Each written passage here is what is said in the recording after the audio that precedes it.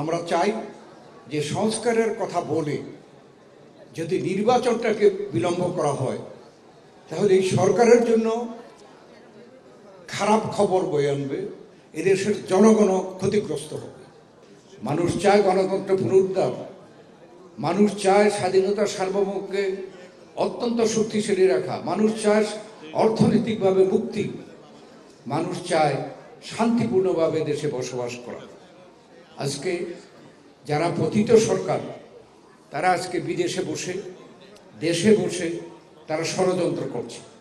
আমরা শুধু এটাই বলতে চাই এই বুদ্ধিজীবী দিবসে যে অতীতে ষড়যন্ত্র হয়েছে, কিন্তু এই দেশের জনগণ সেই ষড়যন্ত্রকে মোকাবেলা করেছে, ভোটের মাধ্যমেও করেছে, গণ অভ্যুত্থানের মাধ্যমেও করেছে।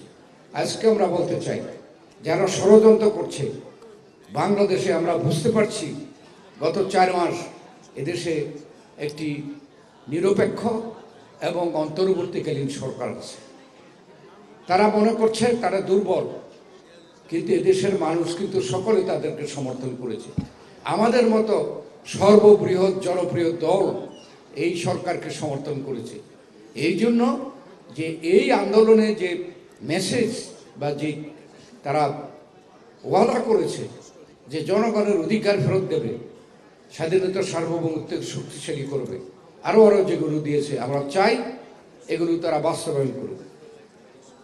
সংস্কারের কথা বলছে, সংস্কার হবে, কিন্তু কোনো সংস্কারই কিন্তু একটি সরকার বলতে পারে না যে অমুক দিন তারিখের মধ্যে আমরা এই সংস্কার শেষ করব। সংস্কার হচ্ছে একটা চলমান পদ্ধতি। আমরা তাদেরকে আহ্বান জানিয়েছি আপনারা সংস্কারের প্রস্তাব দেন, আপনারা যা পারবেন না ভবিষ্যতে জনগণের সরকারই সেটা বাস্তবায়ন করবে। আর সংস্কারে দেশের মানুষ চায়, বারবার প্রমাণ করেছে। এবং আমরা চাই যে সংস্কারের কথা বলে যদি নির্বাচনটাকে বিলম্ব করা হয় তাহলে এই সরকারের জন্য খারাপ খবর বয়ে আনবে, এদেশের জনগণও ক্ষতিগ্রস্ত হবে। অতএব সংস্কার শুরু করেন, আমরাও সমর্থন করব, কিন্তু সর্বাধিক গুরুত্ব দিতে হবে নির্বাচনকে। নির্বাচনের রোডম্যাপ দেন। জনগণ যখন রোডম্যাপ দেখবে তখন জনগণ নির্বাচনমুখী হয়ে যাবে। আর নির্বাচনমুখী হইলে এদেশে কোনো ষড়যন্ত্র এদেশে করা সম্ভব হবে না।